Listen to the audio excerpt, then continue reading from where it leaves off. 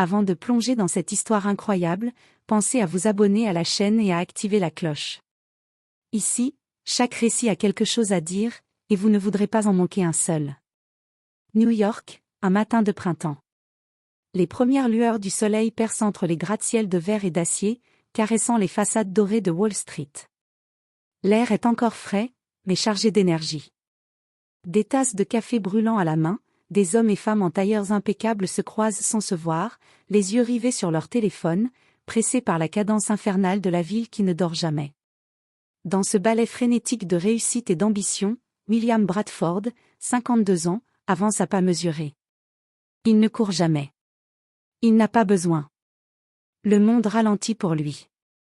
Propriétaire de plusieurs tours de bureau, fondateur de Bradford Capital, il est l'un de ces hommes dont le seul nom évoque respect, crainte et admiration mêlées. Ses cheveux grisonnants sont toujours parfaitement coiffés, sa montre suisse scintille à son poignet, et son costume 3 pièces sur mesure ne souffre d'aucun pli. Son regard, bleu acier, traverse les gens comme s'ils n'étaient que des chiffres dans un tableau Excel. Dans les milieux d'affaires, on le surnomme le stratège. Un homme sans attache, sans faiblesse, sauf une. Une seule fissure dans cette forteresse de contrôle, son fils, Eli. Eli Bradford, 17 ans, est son opposé en tout. Né d'une union brève avec une pianiste française que William avait aimée à sa manière avant qu'elle ne reparte en Europe, Eli a grandi dans une bulle douce et silencieuse. Il est autiste non-verbal, diagnostiqué très jeune. Il ne parle pas, ne répond pas aux regards, ne supporte pas les bruits soudains ni les contacts physiques prolongés. Le monde extérieur lui fait souvent peur, et il le fuit en se réfugiant dans des mouvements répétitifs ou en fixant des objets que seul lui semble comprendre. William aime son fils. Il le protège, le soigne, lui offre les meilleurs spécialistes, les thérapies les plus coûteuses. Mais il ne sait pas l'aimer de près. Les silences d'Eli, ses gestes brusques, son absence de mots, tout cela met William mal à l'aise. Alors il délègue. Aux nourrices.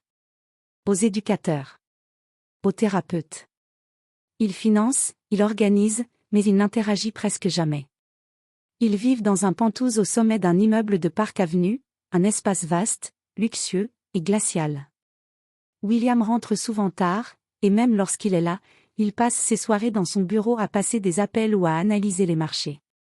Eli, lui, reste dans sa chambre, où il aligne ses livres, tourne lentement sur lui-même ou écoute des musiques répétitives avec ses écouteurs. Ils vivent ensemble, mais dans 2 mondes distincts. 2 planètes. Ce matin-là, tout devait être comme d'habitude. William sirotait son café noir devant son écran tactile géant, consultant les indices asiatiques pendant que la ville s'éveillait. Il avait une réunion importante prévue avec des partenaires saoudiens pour le lancement d'un nouveau fonds d'investissement vert. Il ajustait sa cravate lorsqu'un appel urgent s'afficha sur l'écran du bureau. C'était Linda, son assistante personnelle. La seule employée qui osait le déranger sans rendez-vous. « Monsieur Bradford, je suis désolé de vous interrompre, mais, c'est Eli. Il est sorti ce matin avec l'aide-soignant, comme d'habitude, mais à un moment, il s'est détaché et a disparu dans la foule. Ils l'ont perdu de vue au coin de la 42e rue. » Silence. William sentit son estomac se contracter. Il ne répondit pas tout de suite. « La police est déjà prévenue, monsieur. » Il balaie le quartier. « Nous avons envoyé ces photos, et nous activons le protocole d'urgence. » Mais, il est dehors. Seul. Cette dernière phrase résonna dans la pièce comme une alarme sourde. Dehors. Seul. 2 mots que William n'avait jamais imaginés ensemble avec le nom de son fils. Il raccrocha sans mot dire, attrapa son manteau, appela son chauffeur et descendit les 58 étages en silence, son visage figé dans une expression qu'aucun de ses associés n'aurait pu reconnaître, l'angoisse nue d'un père. 1 heure plus tard. William sillonne Manhattan à vive allure dans sa Bentley noire aux vitres teintées, les klaxons résonnant sans qu'il y prête attention. Son téléphone est silencieux, sa montre connectée vibre à intervalles réguliers, et pourtant, pour la première fois depuis longtemps, il ne pense ni à ses affaires, ni à ses investissements. Il pense à Eli. Son cœur bat fort. Ce n'est pas la peur du danger physique. Non, il a blindé la vie de son fils de toutes parts, GPS dissimulé dans ses vêtements, personnel spécialisé, médecins attitrés, caméras dans l'appartement. William a tout anticipé, sauf cela. La fuite. La liberté imprévisible. Ce qu'il redoute en vérité, c'est l'inconnu. L'imprévu. Car il sait que dans ce monde brut, direct, chaotique, Ellie est vulnérable. Il ne sait pas demander de l'aide. Il ne supporte pas les bruits soudains. Il peut figer d'un seul coup, ou s'effondrer à cause d'un simple klaxon. Et puis, il y a cette pensée qui lui déchire la poitrine, et si je ne le comprends pas parce que je ne l'ai jamais vraiment regardé? Conduisez vers Bryant Park, ordonne-t-il soudain à son chauffeur, sans trop savoir pourquoi. Peut-être un pressentiment. Peut-être un miracle. Quelques minutes plus tard, la voiture ralentit à l'entrée du parc. William aperçoit un attroupement inhabituel sur les pavés gris. Une vingtaine de personnes, en demi-cercle, silencieuses, captivées. Il abaisse la vitre. Et ce qu'il voit le frappe de plein fouet. Au centre, sur le sol nu, deux silhouettes dansent. L'une est celle d'un homme noir d'une soixantaine d'années, vêtu de loques froissées. Ses chaussures sont usées jusqu'à l'os, ses cheveux partent en mèches sauvages sous un vieux chapeau cabossé. Ses gestes sont fluides, presque sacrés. Il bouge comme s'il peignait l'air avec son corps, au rythme d'une musique que seul lui semble entendre. L'autre silhouette, plus mince, plus jeune, c'est Ellie. Ellie. Son Ellie. Celui qui fuit les regards. Celui qui ne laisse jamais personne l'approcher. Celui qui ne danse que seul, derrière une porte fermée. Et là, il est là, au centre du monde, tournant doucement, ses bras ouverts, ses mains imitant celles du mendiant. Il bouge avec grâce, avec intensité, avec liberté. Le cœur de William manque un battement. Il n'y a pas un mot échangé entre les deux. Pas un son. Mais tout est dit dans les gestes. Le mendiant tape doucement dans ses mains. Ellie l'imite avec une synchronisation parfaite. Le vieil homme tourne sur lui-même, et Ellie suit, les bras souples, le regard levé. Oui. Le regard levé. Vers l'homme. Vers les gens. Et puis, soudain, il sourit. Un sourire vrai. Large. Lumineux. Un sourire que William n'a jamais vu de sa vie. Pas même dans les souvenirs d'enfance. William ouvre violemment la portière et descend précipitamment. Ses chaussures brillantes claquent sur les pavés du parc, son manteau flotte derrière lui, et son visage, habituellement impassible, est marqué par une fureur contenue. Il fend la foule sans un mot, les passants s'écartent instinctivement, sentant l'autorité et la colère émaner de cet homme. « Ellie ! Viens ici !» gronde-t-il, la voix plus haute qu'il ne le voudrait.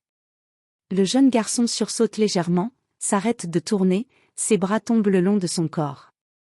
Son regard se perd dans le vide, ses yeux se détachent de Reggie. La magie du moment s'est brisée. Reggie Miles, debout à côté de lui, s'approche lentement, les paumes ouvertes dans un geste de paix. « Il n'était pas en danger, monsieur, » dit-il d'une voix douce et rauque. « Il m'a vu danser, il s'est approché. Il a commencé à imiter mes mouvements, alors on a dansé. C'est tout. » Mais William n'écoute pas. Il fixe l'homme, les mâchoires serrées, le regard glacial.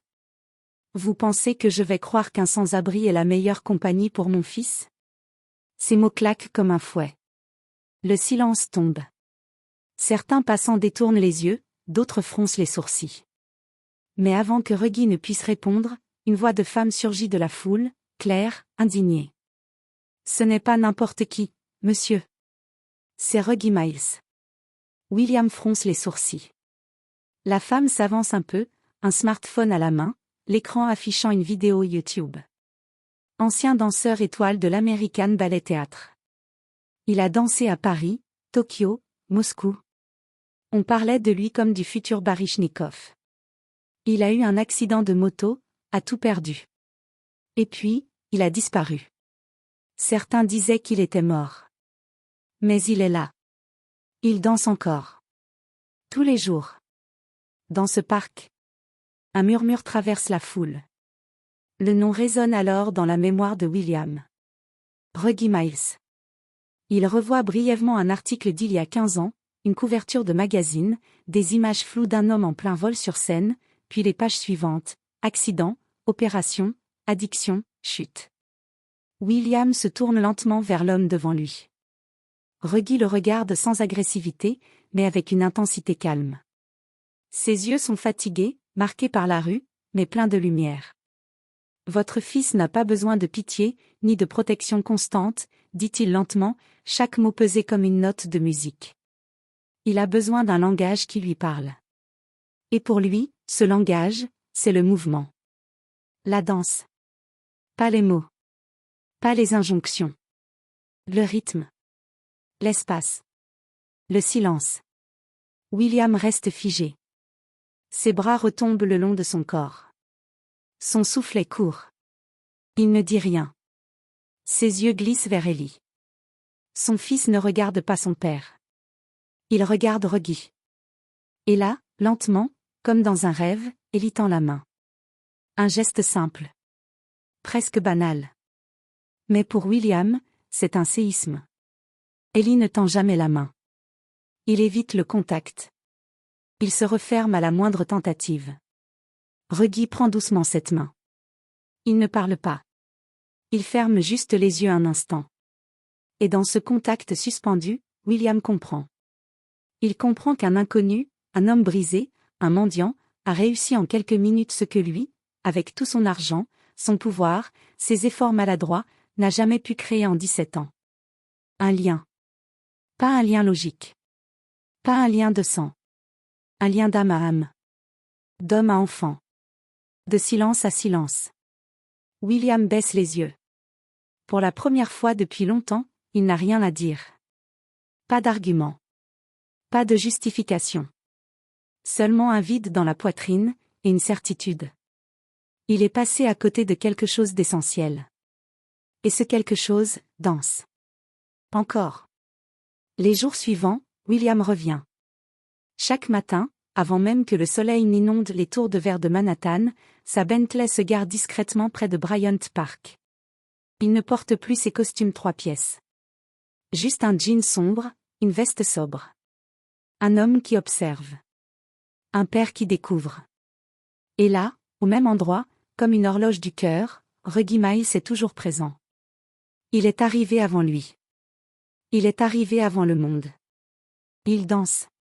Ses gestes sont lents au début, presque méditatifs, comme s'il saluait l'espace, le ciel, le sol. Puis vient Ellie, courant à petits pas, les bras déjà tendus, le visage illuminé d'une joie pure. Et il danse. Chaque matin. Pas un spectacle. Une rencontre. Parfois, Reggie rit d'un rire grave, profond, qui fait vibrer l'air.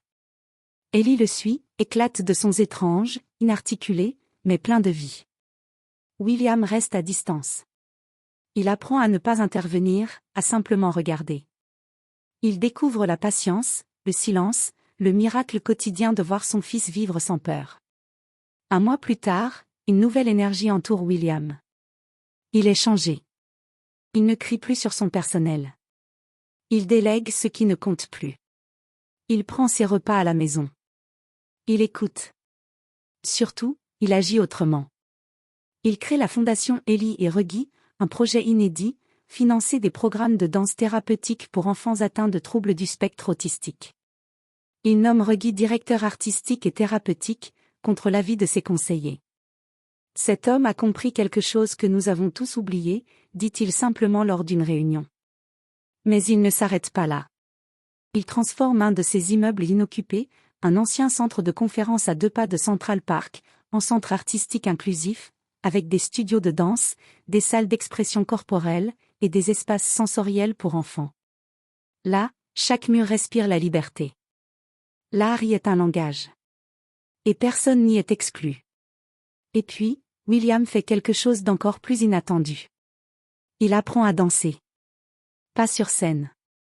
Pas en public. Dans une petite salle vide, à l'aube, sous la lumière crue d'un néon, il bouge. Maladroitement. D'abord raide. Puis un peu moins. Ses gestes sont hachés. Son corps résiste. Mais il continue. Pas pour la grâce. Pour la connexion. Chaque pas, Chaque mouvement est une tentative de franchir ce pont que Reggie a bâti et qu'il veut maintenant traverser lui-même. Quelques mois plus tard, la Fondation organise son premier gala caritatif. L'événement est somptueux. L'élite new-yorkaise est présente, curieuse de voir ce projet étrange porté par le géant de la finance. Mais ce n'est pas l'argent qui attire les regards ce soir-là. C'est la scène. Là, dans un silence sacré, Ellie monte sur scène, vêtue d'un simple t-shirt blanc et d'un pantalon fluide. À ses côtés, Reggie, sobre, digne. Et la musique commence. Pas un ballet classique. Un souffle. Un battement. Un rythme intérieur. Il danse. Et danse encore. Avec une élégance venue d'ailleurs. Avec une vérité que nul discours ne peut imiter. Le public est figé. Certains ont les larmes aux yeux. Et puis, à la fin, Ellie s'arrête. Il fixe la salle. Son regard cherche. Il trouve son père. Lentement, il avance d'un pas. Puis d'un autre. Il se tourne. Il ouvre la bouche. Et dans un souffle tremblant, il murmure, pour la première fois en public. Papa. Le mot claque dans le silence comme une offrande. Simple. Inoubliable. William tombe à genoux. Les larmes coulent sans filtre. Les mains sur le visage. Le cœur nu devant tous. Pas par honte. Par gratitude. Autour, les applaudissements explosent. Mais lui, il n'entend rien. Il entend ce mot. Ce premier mot. Et dans ce moment suspendu, il comprend enfin. L'argent peut acheter des immeubles, du silence, du confort, mais jamais la magie d'un instant partagé. Jamais l'humanité qu'un cœur ouvert peut offrir. Et dans cet instant, il sait que ce n'est pas lui qui a changé le monde. C'est Ellie.